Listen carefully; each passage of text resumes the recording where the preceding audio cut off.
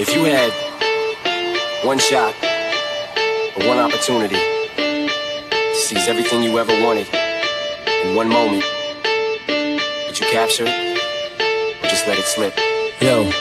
His palms are sweaty, knees weak, arms are heavy. There's vomit on his sweater already. Mom's spaghetti, he's nervous, but on the surface he looks calm and ready to drop bombs. But he keeps on forgetting what he wrote down. The whole crowd goes so loud, he opens his mouth, but the words won't come out. He's choking how? Everybody's choking now. The clock's run out, time's up, over, loud. Snap back to reality. Oh, there goes gravity. Oh, there goes gravity. Choke. He's so mad, but he won't give up. That is, he know he won't have it. He knows his whole back to these ropes. It don't matter, he's dope. He knows that, but he's broke. He's so stagnant, he knows when he goes back to this mobile home, that's when it's back to the lab again, yo. This old rhapsody better go capture this moment and hope it don't pass him.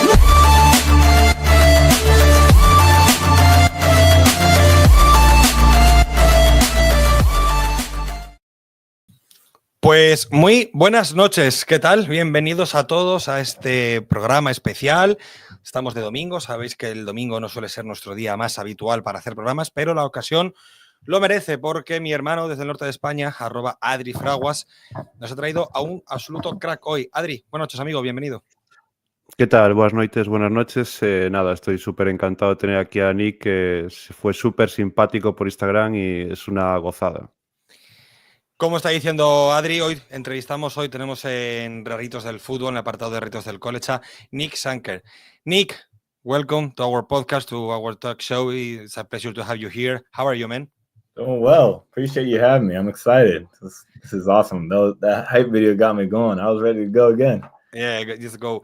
I'm going to explain you how it's going to be this show. Okay, Adri is going to make the questions in Spanish to our audience. Okay, and then I'm going to translate the question in English. Then you give the answer in English, and I'm going to translate in Spanish in the way that I can, in the way that I could be better. Okay, because my English is not the best, but I'm going to try it. Okay.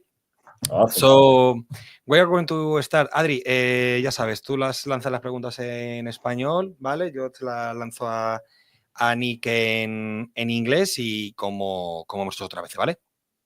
Perfecto. Pues nada, buenas noches a todos y nada, vamos a empezar un poco por los inicios.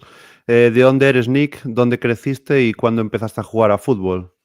Nick, before translate you the question that Adri is making, you tell us of the record that you learned some Spanish in high school, like 4 years more or less, and I don't know if you can understand something that we are talking in Spanish or I'll pick up a little bit here and there. I really need to touch up on the Spanish.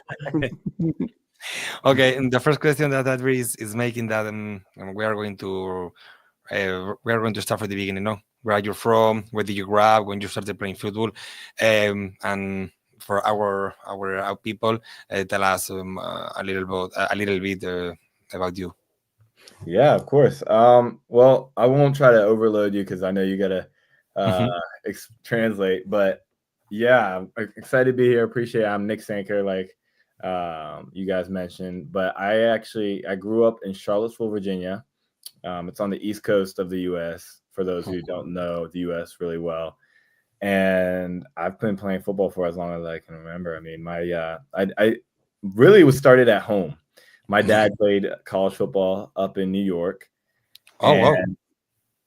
He played at Colgate up in New York. So it really started with him. And then my brother Jonas plays at Virginia. Yeah. And he played at Virginia, I should say. He's going to the NFL, which is super exciting. Him and I really would compete all the time at home, and my dad would throw the football and him and I would play at home. And so I started playing. I didn't start actually playing on a team until about 4th grade. I'll let you, if you want to translate that, so you don't have to. Okay, perfect. I'm going to translate till now. Nick dice, bueno, que eres natural de Virginia, que empezó a jugar fútbol americano desde que era pequeño, porque su padre jugó fútbol americano en una universidad en Nueva York, que en toda su familia, que su hermano también ha jugado fútbol americano, que toda su familia juega fútbol americano desde que él tiene uso desde razón, y que empezó a jugar en su primer equipo en 4º grado, que no sé muy bien cuál será más o menos la la analogía, ¿no? con la enseñanza española, pero que él es una persona, bueno, que lleva jugando fútbol americano, ha dicho más o menos que no sé decirme cuándo empezó a jugar fútbol americano, ¿no? Pero que desde que él tiene uso de razón juega fútbol americano. Sí, de hecho, Jonas va a la NFL este año, ¿no? Dijo estaba Eso es. muy... Y que que Jonas, tenía su muchas ganas. hermano, que después hablaremos de él, su hermano Jonas Sanker, se ha presentado al draft, ha estado invitado a la Combine. Your brother were invited to the Combine, and he was training there.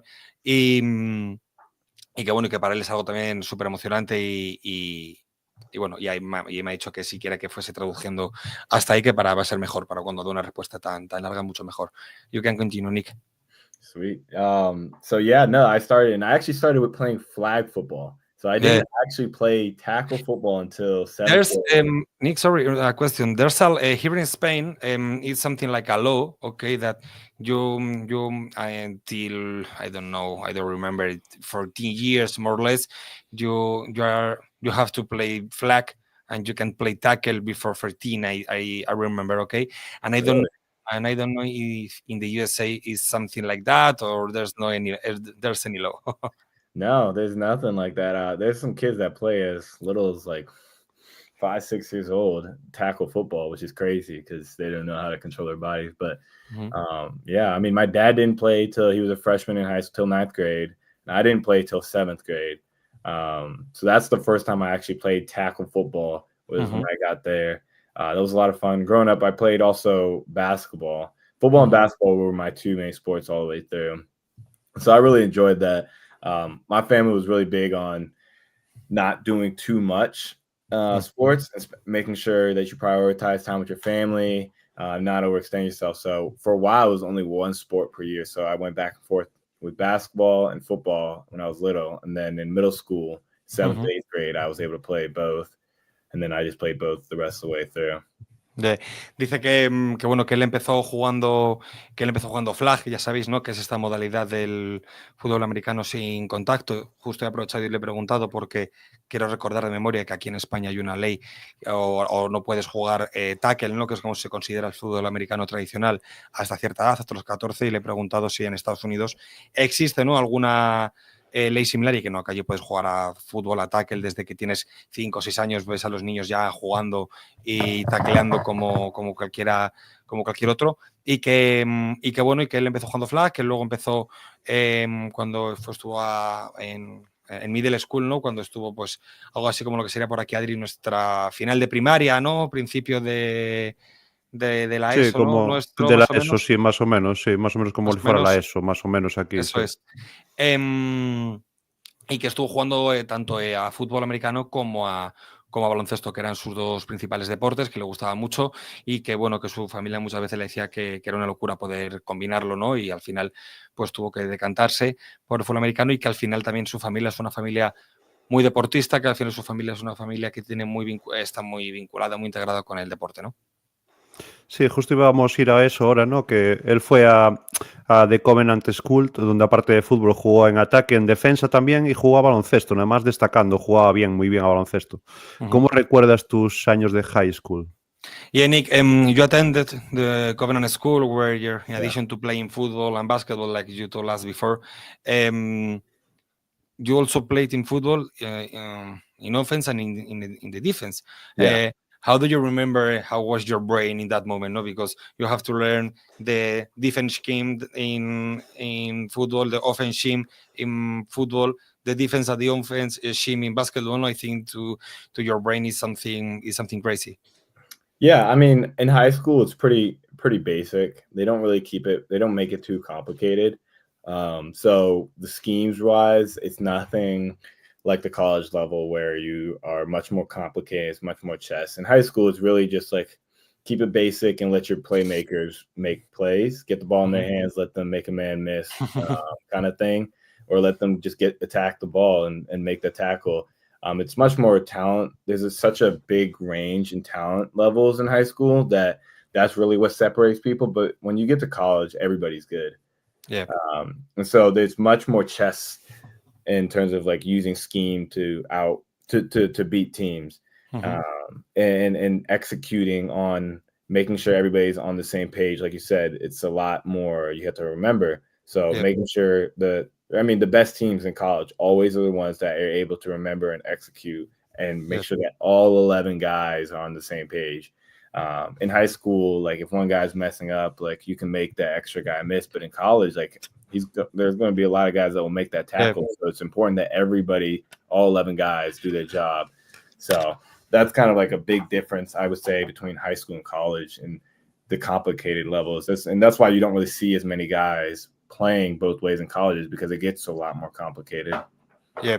Dice Nick que bueno, que tampoco es que cuando empiezas a jugar fútbol americano a nivel de high school los esquemas de ataque y defensa no son como ajedrez, ¿no? Que no son muy, muy complicados, que no son excesivamente complejos, sino que son sencillos. Es decir, darle el balón a los playmakers, que los playmakers hagan su trabajo y que donde sí notas el cambio no es cuando das el salto de high school a college, ¿no? Donde no solamente te tienes que tener la memoria para recordar esquemas más complejos, sino memorizarlos, ser capaz de ejecutar, ser capaz de taclear, ser capaz de muchas otras cosas que en high school, no son tan exigentes.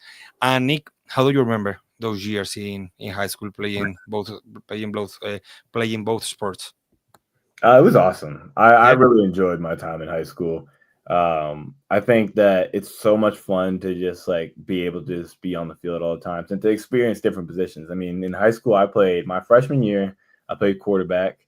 And then my sophomore year, I played, it was freshman year, I also played a little bit of DB too. But then I just got bigger. So my sophomore quarterback and DB. Yeah. Wow. But I didn't really play much on defense. I really played just quarterback, but I had to train with the DBs in case. And then my sophomore year, I played like an outside linebacker, strong safety, box safety kind of position. And then I also played receiver.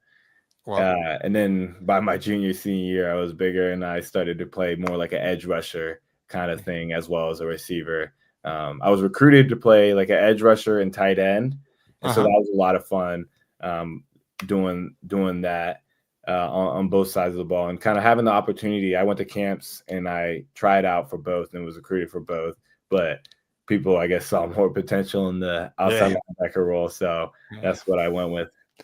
Dice Nick que, bueno, que fueron increíbles sus años, ¿no? Que lo recuerda con mucho cariño y que en su año freshman empezó jugando como quarterback. Su año freshman en high school fue quarterback, pero que incluso tuvo que jugar en su primer año también algo como defensive back, que después en su segundo año jugó como outside linebacker y como strong safety, y que ya luego después tuvo que empezar a jugar ya como más en defensa, no más outside linebacker, edge, pero que también tenía snaps como tight end y que en los diferentes camps pues que ya luego tuvo que ir especializándose. Nick, I have a question right now. Yeah, fire away. It's so usual, no, in at these levels that at a rusher or to linebacker play as a tight end too, no? I think the physical position is so usual, and that a guy play in both positions.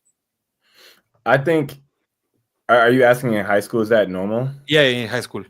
I think that it's pretty common because, like I said, there's such a talent discrepancy, and it's more of based off like which team has better players at the end of the day, more athletic players that are going to make plays. And so in high school, they tend to really try to like utilize those players as much as possible. I went to a really small school. In fact, so small that we played 8-man football my junior and senior year. It was crazy. I had 19 players on my team my senior year. It was really weird, but it was an interesting experience. So I think that smaller schools tend to have their playmakers on both sides of the ball very commonly. But I think once you get to larger schools that have a lot of players, they'll try to separate it by offense, defense kind of thing. Yep.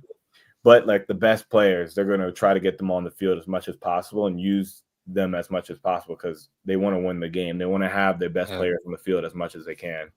Le he preguntado que en esos niveles, ¿no? Es a veces habitual que un jugador que, por ejemplo, como decía él, que sea edge o outside linebacker, juegue también de tight end, ¿no? Que al ser unas posiciones que tienen cierta similitud físicas, y dice que sí, que en esos niveles en high school es muy habitual, ¿no? Es muy habitual verlos, sobre todo en los institutos, en los high school, que no son excesivamente grandes, ¿no? Donde hay muchos jugadores que están obligados a repetir en ambas posiciones, donde no es lo mismo que en institutos más grandes, ¿no? Que al final hay muchísima disposición de plantillas, hay muchísima disposición de jugadores y que además son institutos que están muy concentrados o muy obcecados, ¿no? En ganar los partidos, en ganar los campeonatos, los torneos nacionales, o sea, los locales y nacionales. Sí, hablaba como 90 jugadores, ¿no? Más o Eso menos. es, Y 90 jugadores. sí, es normal, ¿no? Que la mayor calidad que tiene que estar siempre en el campo, ¿no? Habla un poco de Total, eso, ¿no? eso es. Nick, eres de la clase del 21. ¿Cómo recuerdas aquella época de visitas a las universidades? ¿Cómo fue tu elección por Princeton? Y bueno, ¿qué te llevó un poco a esa elección por esta universidad? Yeah, Nick, you are part of the class of 2021. What do you recall about that time of visiting the different universities, and how do you end up choosing Princeton, and why do you choose Princeton?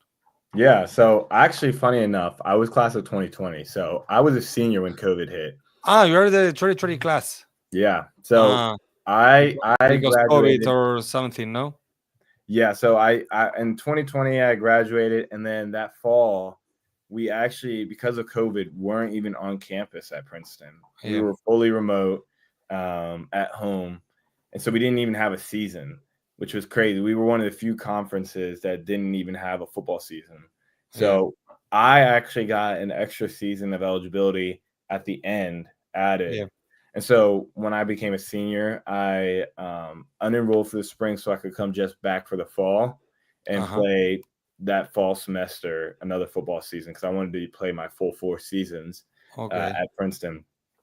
And so in high school, when I was going around, I actually was able to do all my visiting and everything before COVID hit, which was nice. So I was actually able to go on campus, visit the coaches, visit the schools, meet the players, which was something that I think was really helpful.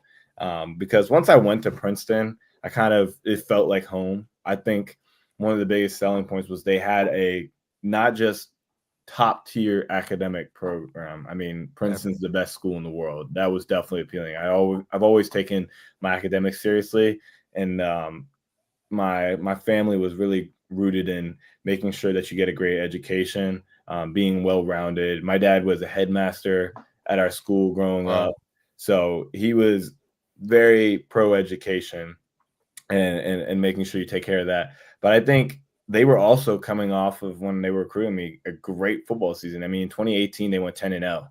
So I was like, this is the best of both worlds. I mean, I get great academics, a football program that's absolutely phenomenal. The coaches were great when I was there. They seemed like professionals. They were professionals. I mean, I went there. I know them. And the athletes, it felt like a brotherhood, a community. And so the campus, once I went on campus, I was like, yeah, this is home. Bueno, le hemos preguntado que él es de la clase del 2021 y nos ha corregido que no, que él realmente es de la clase del 2020, ¿no? Que lo que pasa es que aparece como 2021 por el tema del COVID, ¿no? Porque su primer año cuando estuvo en Princeton, al final fue todo en remoto, fue todo desde casa, ¿no? Todos los entrenamientos y todo ese primer año fue desde casa, con lo cual su primer año ya en lo que son las instalaciones de la universidad ya fue en el 2021, ¿no? Que recuerda con mucho cariño toda esa parte donde visitó las universidades, ¿no? Porque no solamente vas a visitar las universidades, sino que visitas universidades, instalaciones, entrenadores, conoces a los jugadores del equipo, y que al final, cuando él tuvo que tomar la decisión, obviamente no solamente estaba buscando lo mejor en lo deportivo, sino que tanto él como su familia pensaban que lo mejor era que tuviese la mejor educación posible, ¿no? Y que Princeton es la mejor universidad del mundo para ello. De hecho, esto lo pongo yo como añadido. Princeton es una de las universidades más reputadas del mundo, ¿no? A nivel académico es una universidad enorme para ello, y que su padre fue no sé cuál es la traducción, Adri, el tema headmaster, ¿no? Matrícula de honor, algo así. Sí, algo así. No sabría decirte muy bien, pero sí, algo como matrícula de honor o algo así. No sé, Claro. No sé cómo sería en castellano. Claro. Y que... más o menos.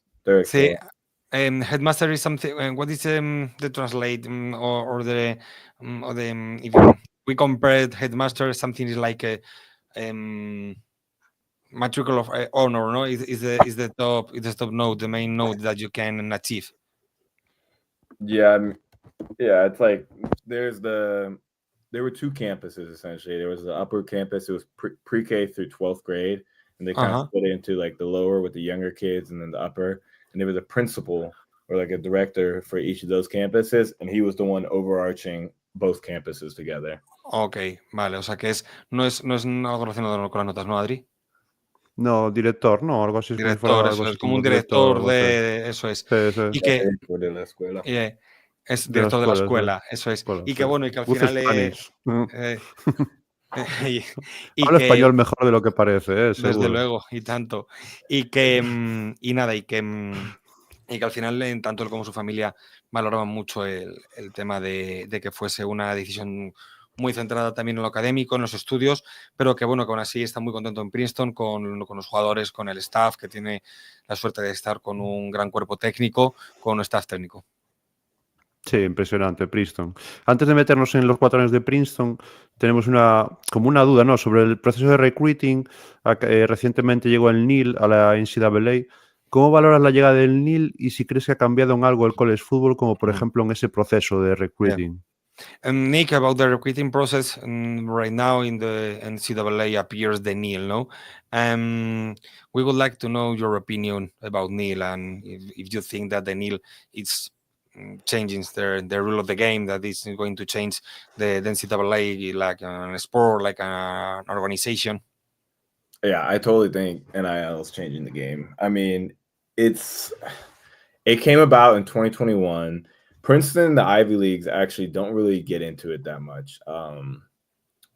Originally, it was created technically to be sort of like the ability for athletes to get endorsements. It wasn't meant to be a way for schools to pay players, but that's what it's become.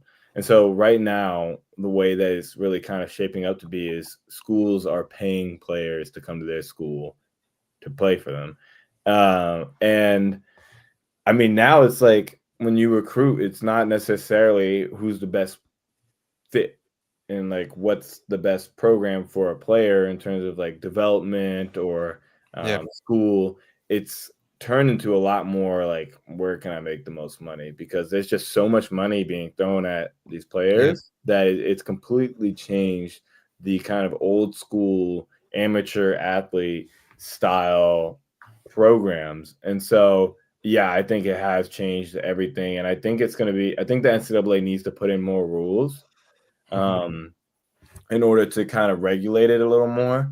But right now it's kind of like a Wild West auction crazy frenzy where people are throwing loads and loads of money to get the player to try to win now.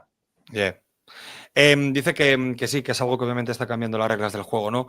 Que Princeton no es una universidad a la que le está haciendo mucho daño esto, que no es una universidad que esté sufriendo demasiado esto, pero que, bueno, que al final en lo que se está convirtiendo todo esto con el tema del NIL es que los jugadores vayan a universidades y que no busquen quizás el mejor fit, ¿no? Que no busquen el mejor encaje con la universidad o con los jugadores o con los entrenadores o con el programa en general, ¿no? Sino que al final vas a ir donde más te van a pagar, y que, bueno, que él cree también que lo que es la NCAA debería regular esto, ¿no? Que se va a ir regulando poco a poco, porque ahora mismo, bueno, pues hay cifras, hay jugadores a los que les está moviendo demasiado más o menos el final, Adri, ¿no? Sí, como que debería haber algún límite como salarial o algo, ¿no? Que no puede ser que haya universidades que estén rompiendo la banca, ¿no? O sea, esta respuesta fue interesantísima, porque creo que es un poco lo que él siente desde allí, es lo que nosotros tenemos la percepción aquí en España, ¿no? Es algo parecido. Yeah, Nick, Adri is telling that your feeling is so similar that our feeling here in Spain, because we thought in the last season, and we talk in different podcasts and in different talk shows of our program, that the NIL is it's a must that is going to be regulated in the near future.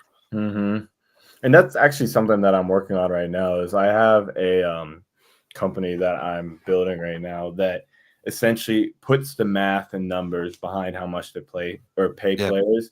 Historically, college has not paid players, and so they don't really know how to go about the process. They don't have the staff, they don't have the systems, they don't have the numbers and data to figure out how much to pay players. And so what I'm doing right now is I've studied the economics of markets, I'm an economics major from Princeton. Yeah. So It's bringing that kind of side to it and helping them really have data-driven decision-making with college programs. I mean, I've been meeting with a bunch of larger universities and helping them talk about how to go about this process, which has been really cool. Sí, dice que bueno, que es algo que tiene que, como me preguntaba, que tienen que regular porque ahora mismo las decisiones se toman en data driven, ¿no? Quiero decir, conducida por los datos, y que al final lo que están pagando no es al jugador como, a lo que yo entiendo lo que quiere decir es que no pagan al jugador o que no se fijan en el feed del jugador, sino que pues pagan mucho al jugador que mejores números está haciendo, al que mejor le interesa, o al jugador que más le interesa a la universidad, y que no están tan preocupados tanto como en el desarrollo del jugador, en el desarrollo de sus habilidades, en el desarrollo del jugador como tal, sino fichar bueno, que todo sobre el dinero, ¿no, Adri? Sí, se está perdiendo un poco la parte de la enseñanza, ¿no? Y Sí. en el jugador, y lo de aprendizaje un poco al juego, y se está yendo un poco más al resultado, ¿no? Como si fuera un poco más profesional, ¿no? Digamos. Sí. Pasamos a la parte de Princeton. Vale. 4 años en Princeton, me imagino que habrán dado para muchas vivencias, ¿no? Has jugado en un equipo de fútbol, también has sacado tu carrera universitaria. ¿Cómo han sido estos 4 años, tanto en el campo como jugador, como también en lo personal? Yeah, Nick, 4 years at Princeton. Is a must. You have must have been full of experiences. You played on the football team while also earning your degree. Okay. How you describe those 4 years, both on the field as a player and off the field, in your personal life? I would say it's just like really awesome growth on and off the field. I think that it's a lot of pressure. Yeah. Princeton's a tough spot. It's a lot of very driven people who want to do a lot of really cool things in life. And with that comes some pressure to make the most of your opportunity. I mean, everybody kind of expects to do something special with their education and with their lives. And so there comes that feeling that you can't just do something normal. And so that's one side, but I think that it's also really, really cool opportunities is the other side. There's been so many cool people that you get to experience or to have conversations with and build relationships with, whether they're students there or people that have formerly gone there. I think that's one of the really cool things about Princeton is that there's a lot of really interesting people that have gone there that because you go there, they want to help you achieve whatever you want. So they always are willing to have a conversation. One guy that's in kind of this area of work in the media side that I've gotten to talk to is Kyle Brandt. I don't know if you watch Good Morning Football. Yeah. One of the hosts, his name is Kyle Brandt. He played football at Princeton. Wow. And that would not have normally happened, getting to meet someone like that and have cool conversation and learn a little bit about media, what it takes, what good media consists of, and what that kind of journey consists of, because that's something that I've looked into as well. I mean, my job right now is in finance, but I love media and how to tell stories, how to have great conversations, and how to capture it and share it with others. And so he's one of the best there is in that kind of field. And so being able to have a conversation and learn from him is something that's really cool and one of the big things that you get from Princeton. Yeah. Dice que ha sido una experiencia increíble, ¿no? Que le ha hecho crecer mucho personalmente, ¿no? Con ambas experiencias, tanto como la de dentro del campo como la de fuera del campo.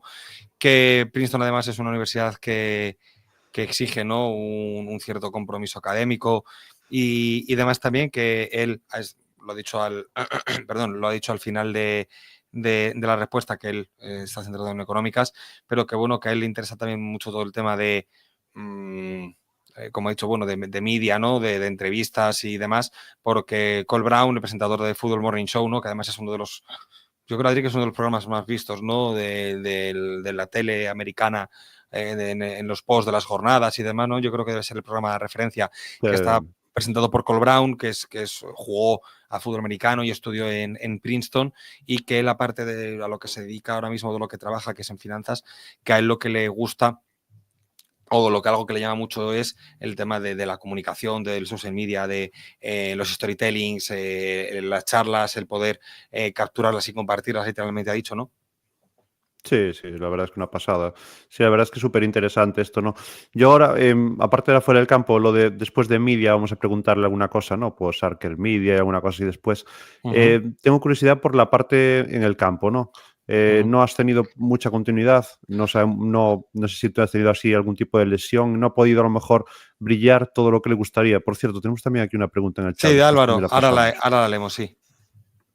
Yeah, Nick, Adri is asking you that he is so interested that don't know more about your on the field experience in Princeton, because you don't have continuidad, you don't have so many I don't know how to say it. Let me a second. No worries.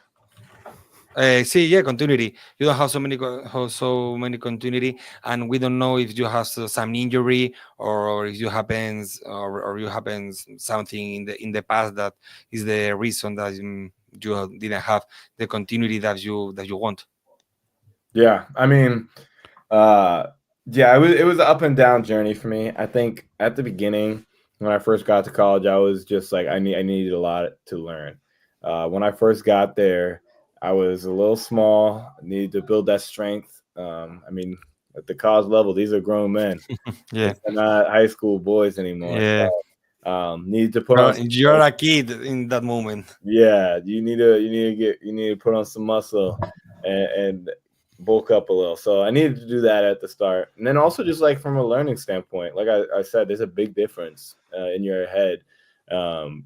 Even just that one side of the ball was way more mentally than both sides of the ball in high school. So being able to process and know it so well that you can do it as a reaction. Like you don't have time to think. It needs to be quick reaction based when you get to college level. The game speeds up. So that was partially at the beginning what kind of like made it tough to get playing time. The way that it worked is like you have only 62 people that actually travel with the team when you go for a game. So that's like the active roster kind of, so to say. In my first season, I didn't travel till the 7th week. That's when I got my first chance to travel a little bit and get a couple of snaps, which is honestly like pretty good for a freshman. Freshman is really tough to play. Usually. There were 132 guys on our team that year. And so 70 people actually weren't even traveling with the team normally. And so only the top 62 guys would get to actually travel with the team, which is a crazy thing to think about. Yeah. But that was early. And then I played a little bit my sophomore year or my second season, which was my junior year. I got in the rotation. I was like the second, third string rotating guy for my position. There was like 6, 7 guys in my position. And I was like second, third, going back and forth. My third year, I finally had the chance to start. And that was the first time, like my junior year, I got a couple snaps, but I didn't play much. I would get a couple snaps a game. And my senior year was my first year where I really got to be the guy. Dice Nick que cuando llegas de tu high school a college, universidad, que todavía necesitas desarrollarte mucho físicamente, ¿no? Porque llegas siendo, como lo he dicho yo, prácticamente un niño, ¿no? Y decía que todo lo que él nota cuando llega, que tienes el fútbol, ¿no? Tiene una velocidad más, la velocidad crece mucho, que no tienes tiempo casi para reaccionar, ¿no? Y tienes que ser muy inteligente, y sobre todo en ese primer año que es muy complicado incluso viajar con el equipo, ¿no? Que siendo un freshman en estos niveles es muy complicado viajar, que se quedan, que ha hecho Adri, de más de 60 jugadores sin viajar, ¿no? Sí, que hay como 120 o 122 o algo así, dijo, algo ¿no? se ha dicho, sí. Y que viajan como 70. O sea, tú fíjate lo grandes que son las plantillas, ¿no? Es que hay veces que desde aquí no nos damos ni cuenta, ¿no? Lo que es el college fútbol es enorme, es monstruosamente grande, ¿no? Y que bueno, que aún así consiguió un partido en la semana 7, ¿no? Fue la primera vez que consiguió viajar con el equipo y tener algún snap, que donde sí que jugó algo más ya fue en su año sophomore, en su segundo año, que además consiguió entrar en la rotación, ¿no? Pero que al final es algo muy complicado en esos niveles poder asentarte un poco, hecho en la parte final un poco resumido, ¿no? Sí, más o menos. Nick, we have a question from a friend of this program. It's called Álvaro, and it's asking you that, returning the last conversation, that you also played basketball in high school, and how do you think that experience helped you as a football player, and what skill or advantage do you think translates from the court to the field? Yeah, I mean, I think playing a lot of multiple sports is a huge advantage for people, and I really recommend that for people that want to play at the next level. I think basketball is one of the best ones that you can do. Basketball is great, track's great, but I think basketball really stands out because that when you're getting recruited to play college football, the most important thing that they want to see is that you are a great athlete.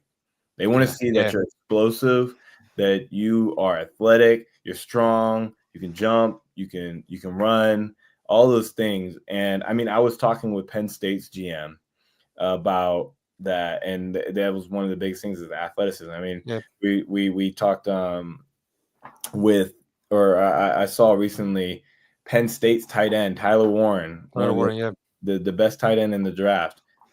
He was recruited because of basketball film. That's how he got recruited for Penn State, was because he looked so athletic playing basketball. They wanted him to come play tight end. And so that gives you a huge advantage. And for me, I always felt like I was a better athlete when I played basketball, and it helped me with football because I was guarding smaller guys, quicker guys. And so me being a bigger guy, I had to work on my quickness and my ability to move my feet. I mean, one of my good friends who was came in with me to Princeton, he plays offensive tackle. He played basketball all throughout high school, and that helped him as an offensive tackle have great feet. He's now going to be in the draft. His name's Jalen Travis. Big. He's 6'8", 341. Wow. And he had great feet because he had been playing basketball and had to work on his agility, his explosiveness. I mean, they see you dunking the ball, they see you moving around on the court, and that translates to that athleticism. So definitely really recommend that. I mean, track, you can just see people they're straight up fast because speed kills at the end of the day. Muy interesante la respuesta, muy interesante. A ver, que estaba casi más intentando escucharle que quedarme con la memoria para traducir. Dice que es una gran ventaja, ¿no? Cuando si tú quieres llegar al siguiente nivel, jugar a dos deportes, y que si juegas fútbol americano y que tu segundo deporte sea baloncesto, es algo muy, pero que muy, muy recomendable. Esa es la primera parte. En la segunda parte dice que él ha hablado, ¿no? con este caso con el general manager de Penn State, que no sé quién es, no sé el nombre, y hablan por ejemplo de Taylor Warren, ¿no? Que cuando él es drafteado, cuando él hace el commit o cuando es seleccionado por Penn State, le seleccionan por lo que habían visto de lo que era capaz de hacer en baloncesto, ¿no? Que era un jugador con unas habilidades que estaban como por encima de la media, y que fue lo que más le llamó la atención, que de hecho casi lo que más se valora cuando una universidad te hace commit o cuando una universidad te ficha es lo más importante, ser un atleta, no casi ser mejor o peor en una posición, sino que tengas fuerza, que tengas agilidad, que tengas destreza, y que al final, si no tienes muchas de estas cosas, se puede acabar convirtiendo en una debilidad, ¿no? Sí, o sea, una locura de respuesta. O sea, es con lo que puedes demostrar hacer en el tape, cómo puedes mover tu cuerpo, los pies, tal. Increíble, o sea, impresionante. Sí. Nos metemos un poco en lo que es la vida familiar y la actualidad. Tienes 5 hermanos y una hermana, una familia numerosa, como vemos en redes, y muy unida, donde el deporte es muy protagonista. ¿Cómo es la familia Sanker? Hacer muchas cosas juntos, traer juntos, hacer muchas bromas de vosotros. Cuéntanos un poco cómo es el Nick más familiar. Mm-hmm. Yeah, Nick, we are going to go right now to talk about more your family life, your days. You have 5 brothers and 1 sister. Is right? Mm-hmm. Okay. As we can see on the social media, the sports in your family is something so important. And what's the Sanker family life? Do you all do a lot of things of that together? You and your brothers train together, share plenty of jokes about the sport, about American football, and tell us a bit more about the Sanker family. Yeah. We definitely a very competitive household. I Yeah, I say that for suppose. people. I suppose. Yeah. Like I said, my dad played, and so he's the one that really like started it. But I think everybody just loves to compete first and foremost. But yeah, I mean, my dad played at Colgate. My older brother, who didn't live with us, he didn't grow up with us, but he ended up playing at Hampton. He played receiver. Then I played at Princeton. Jonas played at UVA. Lukas is going to Harvard, and then Tommy's playing in high school right now. And then the younger two are just starting to play sports. But we all love to just like play sports and compete and train together. It's a lot of fun, and I think that like we all can learn from each other. I mean, we started by learning from our dad, and then we really pushed each other. I think that was a big thing. Is like when you have these guys who are athletic, the standard is so high in terms of like what's expected from you and how to push yourself that it kind of rubs off on one another. Funny enough, I mean, the younger ones like at first didn't really like sports because it was so hard because they were always going against us. And so, but then they quickly realized when they started going against everybody else that it was a lot easier. Yeah.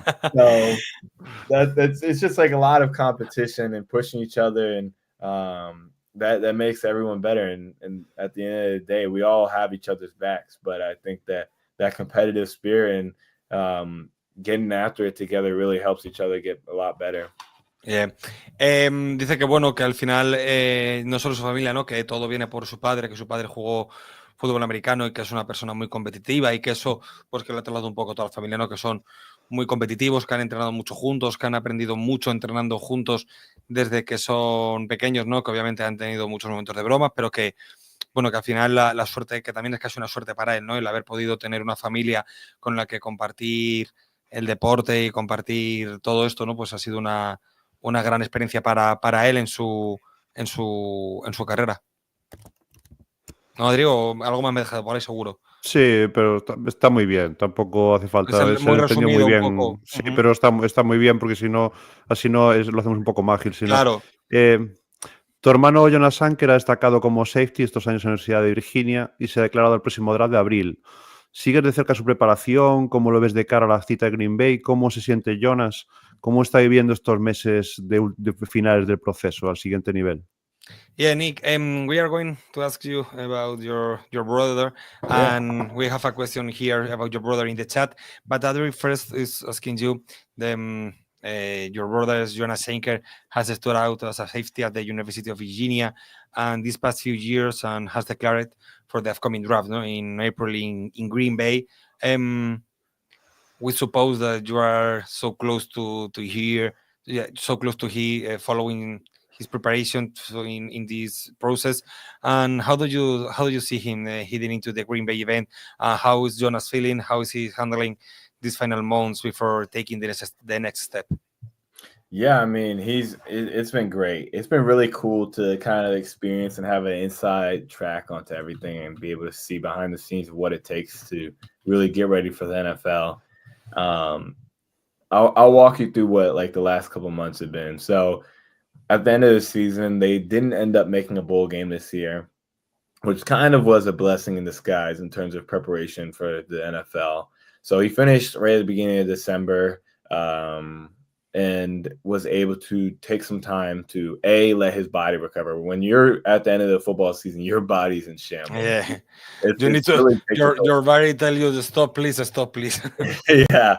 So he was able to take a little bit of time to kind of get his body back, do a lot of rehab, and prepare his body for some intense training to get ready for that combine. So December was really about getting his body back and getting his everything back to what it was, so that he can really put some pressure on himself and to train hard to get ready for the combine, which he started in January. So actually end of December technically. So he flew out. He signed with an agent in December officially, which was really, really awesome to have someone that represents him and fights for him at the NFL level. And then he officially decided to go train with Les Spellman out in California, in San Diego.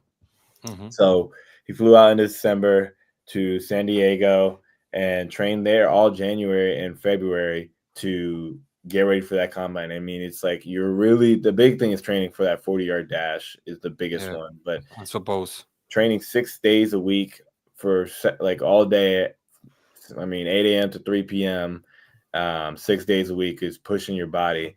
And then in January, he actually took a week to go to the Senior Bowl, which was really cool experience as well, where he was able to go and compete and practice for a week with some of the best athletes in the country, which is really, really cool. I mean, the NFL really looks at the practice first and foremost. They're not too worried about the game. I mean, the game is like, yeah, it's cool, but what they want to see is how they practice, how they learn, how they train, how they compete, and how they move during all that. So I'll let you kind of run with that. That was a lot. And then I can the rest. Dice Nick que bueno, que él ve bien a su hermano, ¿no? Que al final su hermano, cuando acabas la temporada, que la acabas o que él la acabó en este caso en diciembre, que cuando llegas al final de la temporada tu cuerpo te pide parar y que cuando tu cuerpo te pide parar necesitas hacer un descanso y empezar con entrenamientos de acondicionamiento, entrenamientos de rehabilitación, y que al final su hermano lleva desde finales de diciembre o principios de enero entrenando para esto, preparándose para esto, y que bueno, y que al final lleva, bueno, que salvo la semana de la Senior Bowl, ¿no? Que también fue en enero, que él se fue a San Diego, California, a entrenar, sobre todo a prepararse para la prueba que más exige, ¿no? Que es la carrera de las 40 yardas, ¿no? Que la entrenan durante 6 días a la semana, durante prácticamente toda la mañana, ¿no? No sé las horas más o menos, pero vamos, durante toda la mañana está con la prueba más exigente, y que al final es una prueba que lo que te hace es llevar tu cuerpo al límite todos los días, ¿no? Para poder dar el mejor resultado, pero que bueno, que él cree que se está preparando bien, y que él siente que su hermano está muy, muy mentalizado, y que al final también la semana de la Senior Bowl es algo que le ha hecho crecer mucho, ¿no? Porque son unos días en los que estás compitiendo contra los mejores jugadores o los mejores atletas del país. No, Adri, no sé si me ha quedado algo en el tintero, pero más o menos. Muy interesante. Lo de prepararse para la combine me recuerda un poco como la gente que se prepara para las pruebas de policía o de bombero, ¿no? Que tiene que hacer pruebas muy específicas y lucir mucho en esas pruebas, ¿no? Y se preparan mucho. Muy interesante. Adri is telling us that is so similar that a person who is preparing for be a fireman or a policeman, no? Because you have some tests so specifically, and you have to make some trainings so specifically to these tests, something like the 40-yard dash or the bench press or the different tests. Yeah, no, it's definitely like you have specific things that you're honing and perfecting the technique for, so that you can get the best scores. I mean, it's crazy how a 40-yard dash can make you or lose you millions of dollars if you don't do it the right way. So it's important that they really hone those skills. But at the same time, there's also a lot of teams that don't take it too seriously, and they'd rather just look at in college. A lot of times they have these little GPS trackers that you wear and that track your speed during a game, so you can see how fast and how much strain. I mean, it tracks how your body's doing, but also how fast you're moving. So a lot of college programs have that information regarding like how fast their guys really are. Yeah. At the end of the day, like game speed speaks for itself, and that's what's going to translate to Sunday. Yeah. So there's a lot of programs that actually will look at that instead of the combine stuff, but there are some that want to see how fast is this guy really, and that's a great way to measure it. You are in the 4-yard dash, you are running alone, but you are running against a lot of players even better prepared than you. So it's so important. Dice Nick que al final en la prueba de las 40 yardas es una prueba que te puede hacer perder o ganar muchos millones de dólares, ¿no? Porque es donde los equipos más te miden, pero que bueno, que hay muchos equipos que no solo te cogen por eso, y que al final es donde más te exigen físicamente y donde también tienes que estar muy preparado mentalmente, y bueno, es un poco el resumen, ¿no? Sí. No sé si quieres introducir la pregunta de Álvaro ahora Sí. antes de pasar al siguiente tema. The question in our chat, you've been playing with your brothers and you were little, and what's something you've been taken from all those years to get in 2 years together on the field, and what do you think he might have picked up from you? I know you are going to be the first pick in the NFL draft. Yeah, I mean, I think it was really special playing together, and I think we really complemented each other in the way that we did things. Jonas is the most talented player I've ever played with in terms of just raw talent, and I was more of I'm going to perfect my craft and try to be over prepared for things. But I think that when he got to college, he started to really like take that to the next level of like the preparation. And when you get to the higher levels, it's the little things that separate you. It's taking care of your body, it's studying film, knowing exactly what you need to do so that you execute every single play. And I think that I wouldn't say that I taught him that, but I think that's something that he got a lot better at as he got older. And I think that's definitely something that he might have picked up a little bit from me, hopefully. It's just the preparation that goes into being a great football player. And I think that translates to everything you do in life. No matter what you're doing, it's the little things. It's the little bit extra that you do to prepare for something and to be great at what you do, whether it be podcasting or you play football. Having prepared questions in advance or having a notebook ready for when you're watching film. Those are the things that make you a great player. And that's something that he might not have had like when he first started, but that's something he learned quickly is important that will make him a great player for a long time. Yeah. Bueno, dice que obviamente el haber jugado contra su hermano, haber jugado toda la vida con su hermano, que ha sido algo muy bueno y que, bueno, que al final son dos personas muy competitivas y que quizás la persona con la que ha jugado que más preparada está o la persona que ha conocido con más talento sea su propio hermano, ¿no? Y al final os ha dado como una enseñanza casi de vida, ¿no, Adri? Que al final lo importante de todo es todo lo que te preparas, la ambición que te le pones, da igual a lo que te dediques, que sea a jugar al fútbol, que sea hacer podcast, que sea hacer programas, al final que tú hagas una preparación exhaustiva, al final que tú hagas unos guiones o unos playbooks, ha dicho también, ¿no?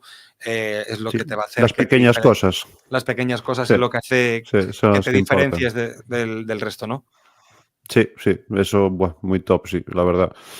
Bueno, antes de pasar, que vamos a preguntarte primero por tu otro hermano, por Nic Sanker, ¿no? Que acaba de anunciarse con MIT, con la Universidad de Harvard.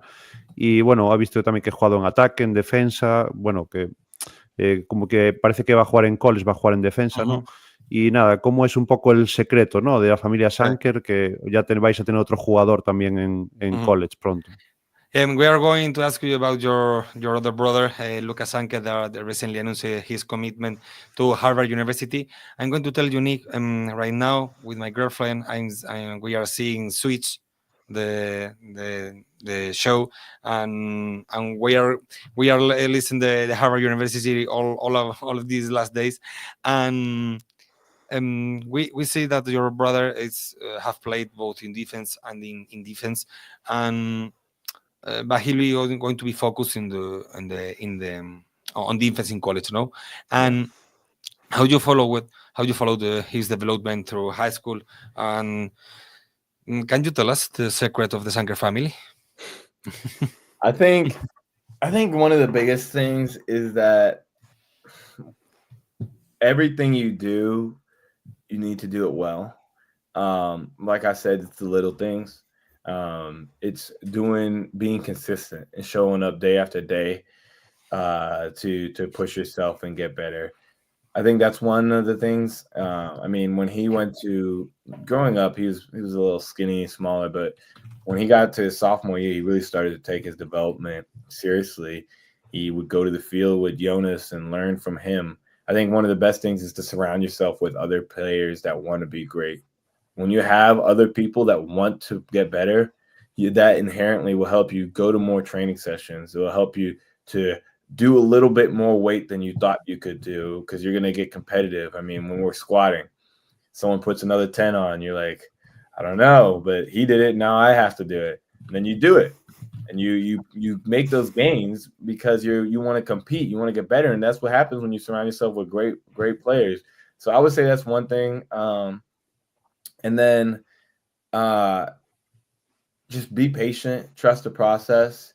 I would say a lot of people get frustrated really quickly and don't continue to put in the time and effort that it takes. So that's another thing. But I think going in person to camps was something that really helped with me and Lukas, especially with these schools, and building relationships with the coaches. At the end of the day, they're still people. And that's part of the equation is like, are you someone that would be a great fit for their program? And if they never meet you, it's harder to be able to say, like, this is someone that I want on my football team. And so being able to shake a coach's hand, look him in the eye, meet him in person is, I think, something that's super helpful. But yeah, I think showing up every day at the end of the day, you got to be consistent. You got to work out all the time and push yourself, and then learn the details of your position. Being able to understand, like, oh, when they run this kind of coverage, like, what do you want to do? How do you want to be able to react to things and play faster? Like I said, when you get to college, it's even faster because you have schemes and so on that you're reacting to really quickly. But in high school, it's not quite as complicated. But if you understand the game, it allows you to see things almost before it happens. And so when you see that, you can go 100 miles an hour in terms of like doing what you need to do. It helps you play faster, and allows you to make more plays. So understanding the game, showing up consistently, and surrounding yourself with great athletes who will push you and you can compete with, I think that's the secret to success. Bueno, Nic, you are giving us some life lessons, I think. Nic nos dice que, bueno, que gran parte del éxito es la consistencia, la persistencia, el querer en el proceso, ¿no? Esa frase tan del fútbol americano, el trust the process. Y que él, no solo él, sino que toda su familia es algo en lo que han creído mucho, ¿no? En el ser consistente, ser persistente todos los días, el ir un poco más al fondo que los demás, y que esto al final no solo te hace, o sea, que al final lo que te hace es tener un conocimiento, hilándolo con el final más profundo que el resto, el ser capaz de anticiparte a lo que va a ocurrir, ver lo que va a ocurrir antes que los demás, y encima si has tenido la capacidad de consistir y persistir también en los entrenamientos, vas a ser capaz también de llegar muy rápido a esas zonas del campo que necesitas abarcar. Y esto entiendo que lo hace un poco también por hacer el símil de cómo ha visto a su hermano en todo este proceso de hacer el commit a Harvard y de toda la preparación física y no física, ¿no? También de fuera del campo, que ha hecho que su hermano haya hecho commit con Harvard, ¿no, Adri? Sí, dijo que era muy buen fit para él, ¿no? Que es una buena elección Harvard para Lukas, que nada, ahora lo seguiremos, ¿no? Los próximos años en Harvard va a ser muy, muy interesante verlo. Y bueno, pasamos a Sanker Media. Cuéntanos un poco qué es, cuándo nace, en qué consiste, ¿no? Un poco Sanker Media. Yeah, Nic, Sanker Media, you told us before that you like all of that is related with storytelling, with talk show, with podcast. And what can you tell us about? There's something behind you in your I suppose. Yeah, what you can tell us about what is Sanker Media, what Sanker Media, when Sanker Media started, on the beginnings about Sanker Media, the podcast production, and because and why you are involved in this.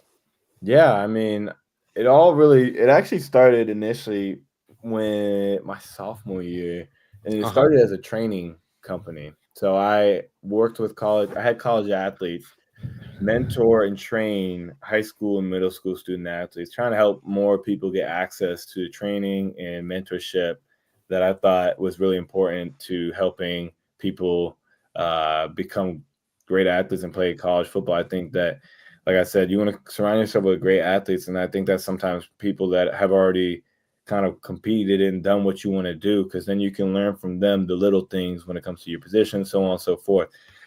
But anyways, I started that company as a training company. And one of the things I did was I would make media regarding the trainers. And we started to do some more online help. And people really enjoyed the media side of this company. And so what I kind of eventually did is I kind of shifted my focus to more of the media stuff and really telling people stories and capturing who these college athletes were. And then college football changed quickly after with NIL. So it was really important to be able to capture and build people's brands. And so I started doing some of those for fun, and I was really trying to just get better at making media. Like, what does it take to put together media in a way that people enjoy and want to engage with? So podcast, I thought, was the best way to get people's stories in long form content, but also short form. Because I think in today's society, you got to be able to have TikToks, you got to have reels, the short videos that capture and hook people's attention, and draw them into the longer form video that people then can and really digest to get a better understanding of who these athletes are. But I did that, and then I started to work with UVA's collective CAF Futures and really help do that for the university's athletic teams. I mean, I really do a lot with football because of my history of football, but we do other teams as well now. We do swim, we do baseball, basketball, and it's been a great time and a great experience being able to get some of these stories. I'm really excited, especially for the upcoming podcast that's going to come out soon with the swimmers, Alex and Gretchen Walsh. They're two Olympians who are phenomenal athletes and have great stories. And I think that they're going to be really, really fun to watch and listen to. But yeah, that's kind of the origination. It really started training and then turned into the media stuff. And I really hope that as things have changed with NIL, I can help more organizations, more universities, more athletes tell their stories, because these are people that people look up to, and it should be able to kind of share their stories in a way that people really like to consume it. Yeah, it's a way to help the people go deeper in all of these things, ¿no? Yeah. Bueno, por resumir un poco lo que ha dicho Nic, dice que bueno, que él empieza todo el proyecto de Sanker Media, que es un podcast, ¿no?, que tiene él creado con sus hermanos y su familia, y que lo montó en su año sophomore, ¿no?, un poco para, bueno, porque a él le gusta mucho todo el tema de la comunicación, como nos ha dicho antes y demás, y que él cuando llega a Princeton, él ve que una manera muy importante de ayudar a los chicos cuando llegan es pues toda la comunicación, poder hablar con ellos, poder estar constantemente con ellos, y que él cuando empezó con esto, que empezó casi que por hobby, ¿no?, un poco for fun, y por ayudar, entendió muy rápido que es la mejor manera a día de hoy también para todos los cambios que están ocurriendo en la NCAA con todo el tema del NIL y demás. También es una manera para que la gente cuente todos estos cambios, para que las personas más vinculadas a todo esto tengan también un espacio que le puedan contar a jugadores, que le puedan contar a la gente todos estos cambios, y poder él de alguna manera, ¿no?, con su pasado y con su historia en el fútbol americano, poder ayudar un poco a la gente, poder ayudar a la gente. Yo le he dicho también que es un poco una manera de llegar un poco más al fondo de la cuestión de todos los cambios que está habiendo en todo lo relacionado con el fútbol americano, con la NCAA, ¿no? Adri. Sí, sí. Y bueno, la pregunta del millón es ¿dónde podemos seguirlo aquí en España, no? Si hay algún sitio que podemos seguir esos podcasts, escucharlos y eso, para que podamos decirle a la gente, ¿no?, dónde podemos escuchar. Where are the different platforms that we can follow Sanker Media? Right now, it's really just the Instagram that we're building out. I think we're kind of really doing a rebrand. It originally was called VC. So we're gonna we're converting all of the previous Vici platforms into Sanker Media. So right now, Instagram's the best spot. You can look it up, Sanker Media LLC. But I think we're gonna have the YouTube and the Twitter and everything going soon. So okay, we are going to it soon. Nos dice que bueno, que donde pueden seguir todo Sanker Media es sobre todo en Instagram, que bueno, que ahora están haciendo, que van a hacer un rebrand de todo lo que tiene que ver con Instagram, que pueden seguirlo a raíz de ahí para estar más al tanto de todos y que esperan que próximamente también puedan estar en YouTube para poder hacer contenido a través de YouTube. Adri? Sí, fenomenal. Sí, no, preguntarle por qué nos pasamos de tiempo, si tiene un ratito más o vamos acabando.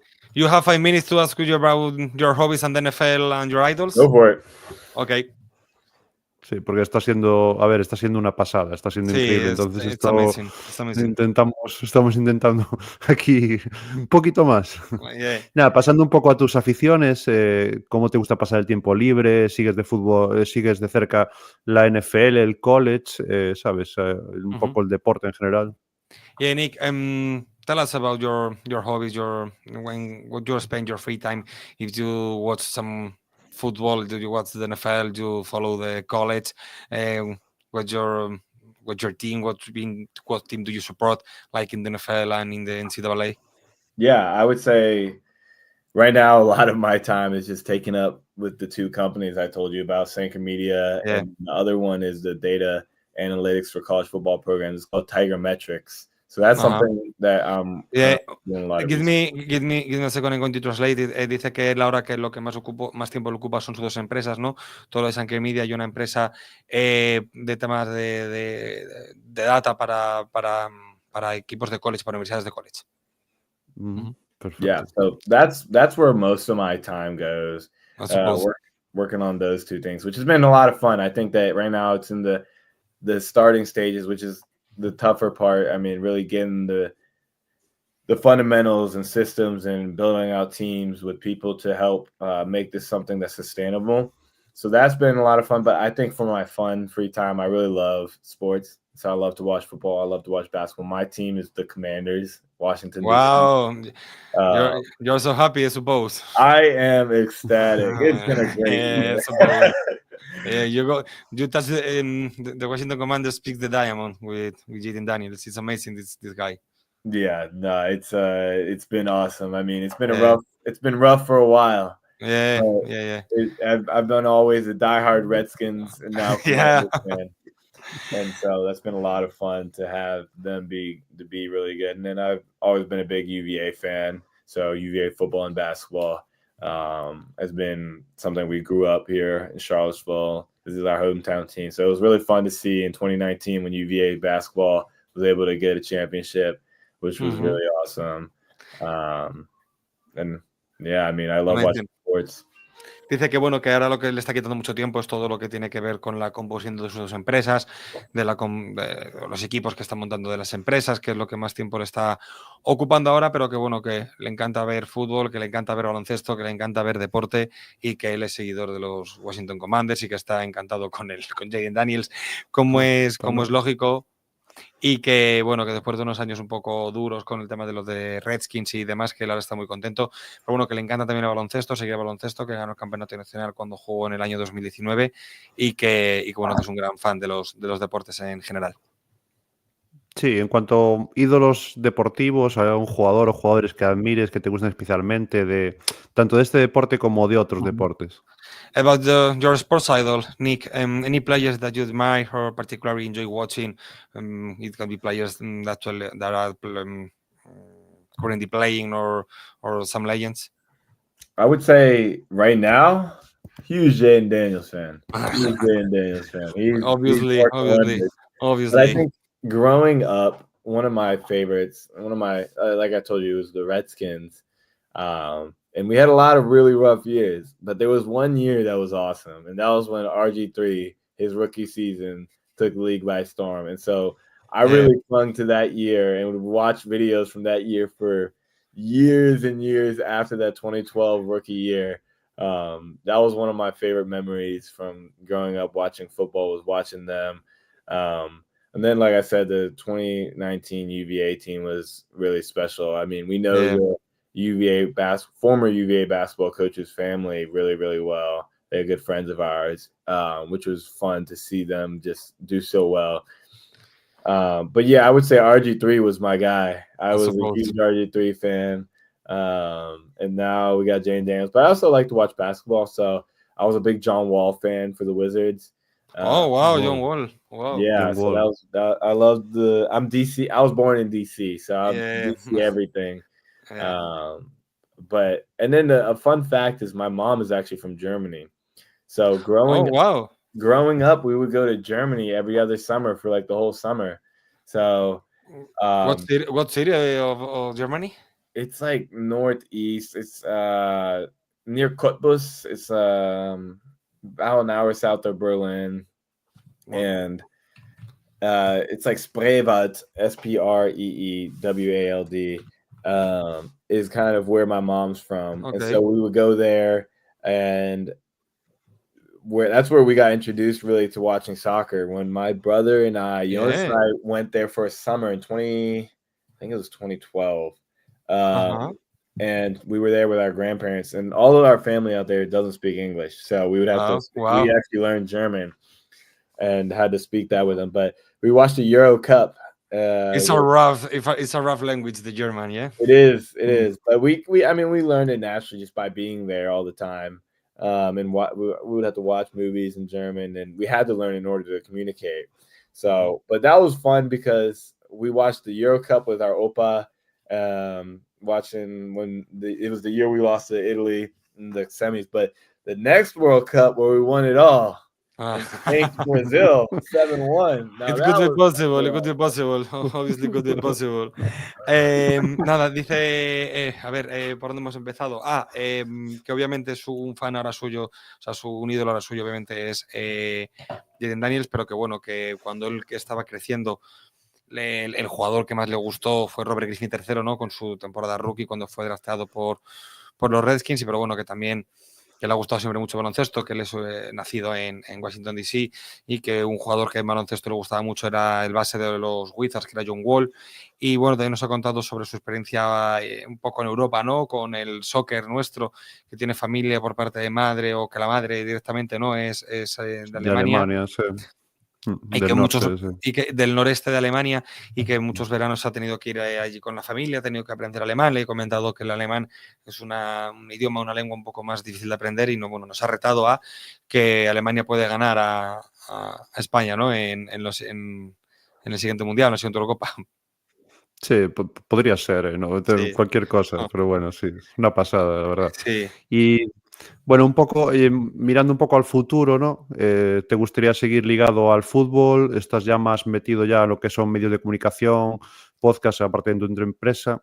¿O también te ves a lo mejor algún tipo de faceta de entrenador o en algún tipo de staff o algo así? Yeah. The last question, Nick, because we told you like 15 minutes more than you told you before.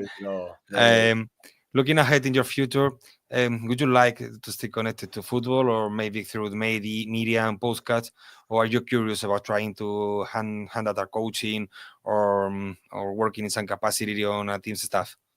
I think for me, I would love to be involved with football in one way or another for my whole life. I think that for now, it would probably be more in the media space and interacting with athletes that way. But I think eventually, after I kind of do some working for a while and settle down and kind of have the finances and everything in order, I would love to coach high school. I think that would be really cool to coach high school athletes. I think that that's super important stage for young men, and helping them grow up and learn a lot about life skills, and helping them kind of through this tough period in life where there's a lot of growth. So being a mentor and helping train them is huge. And I think that it's really tough for that age also to get really good training. So I think that'd be something that I could do there.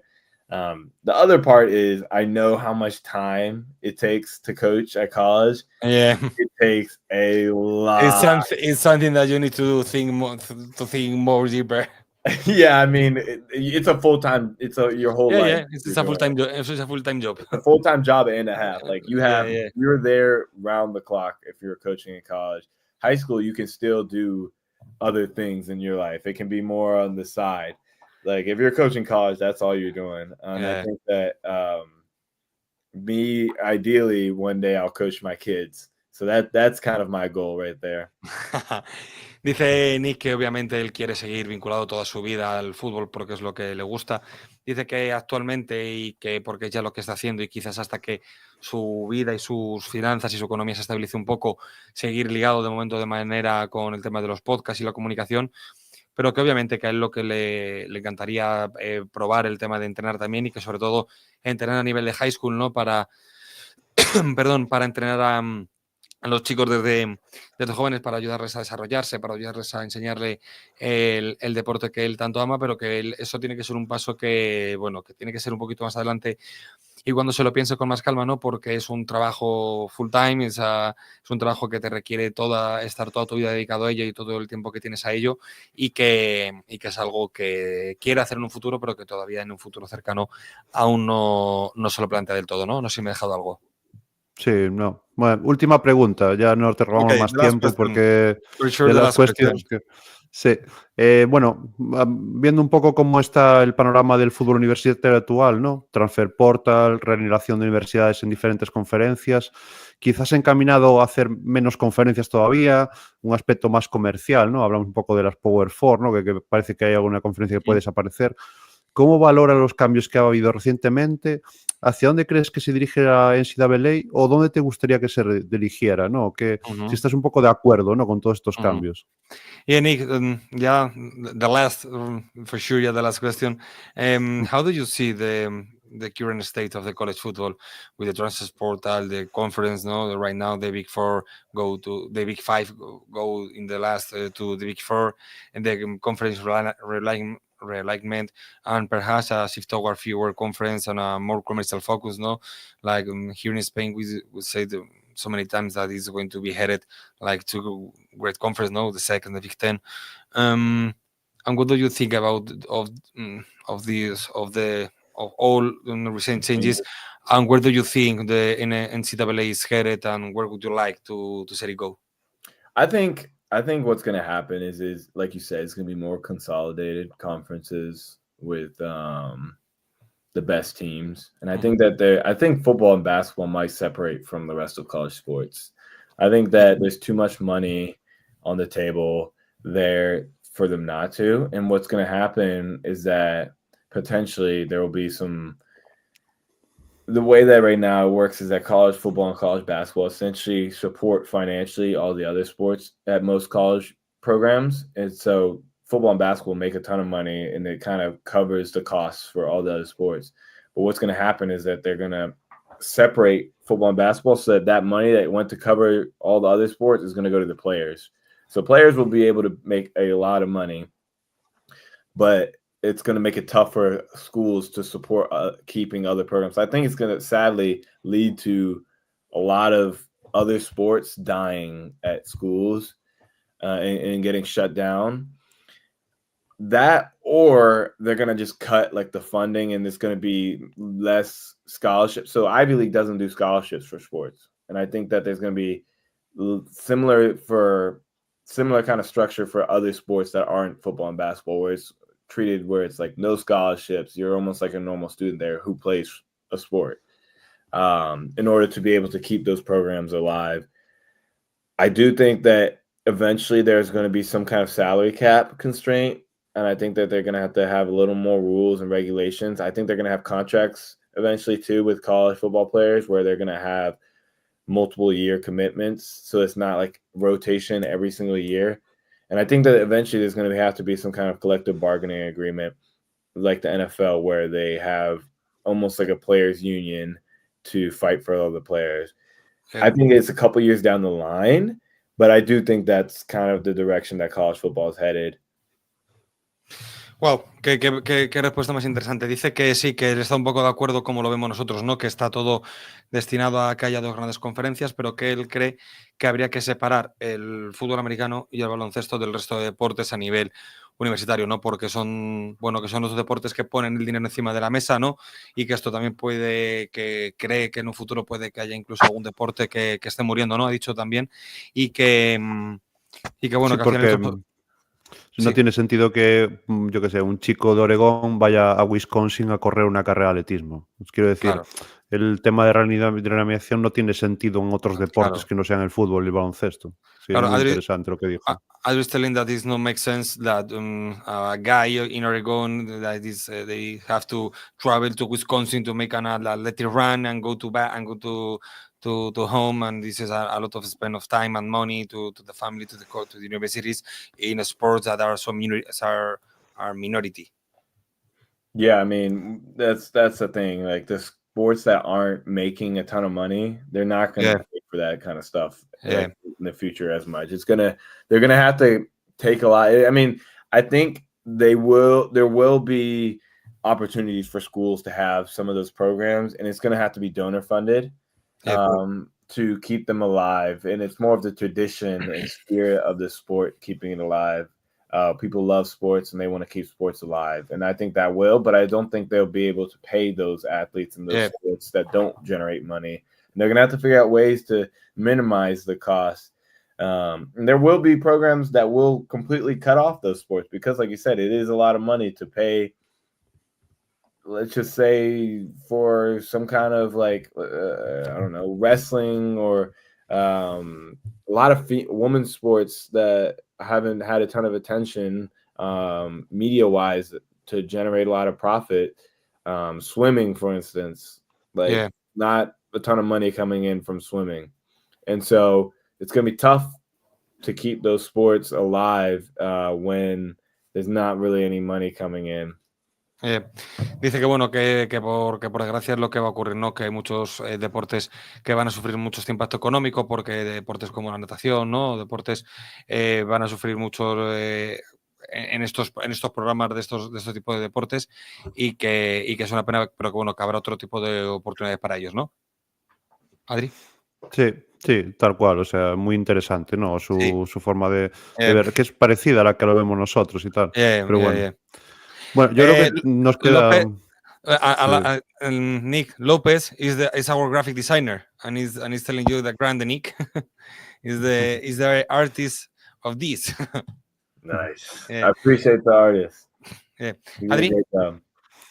Nada, que nos queda darle las gracias porque la verdad es que esto es increíble, o sea, yo podría hacerle 3000 preguntas más porque es súper interesante todo lo que nos está contando, así que no sé, quizás a lo mejor otro día podemos hablar de takes más si le apetece y tal, y nada, darle muchísimas gracias a Nic, que vamos a seguir un poco el tema de Sanker Media, un poco seguir también a Jonas, a Lukas, a toda la familia, ¿no?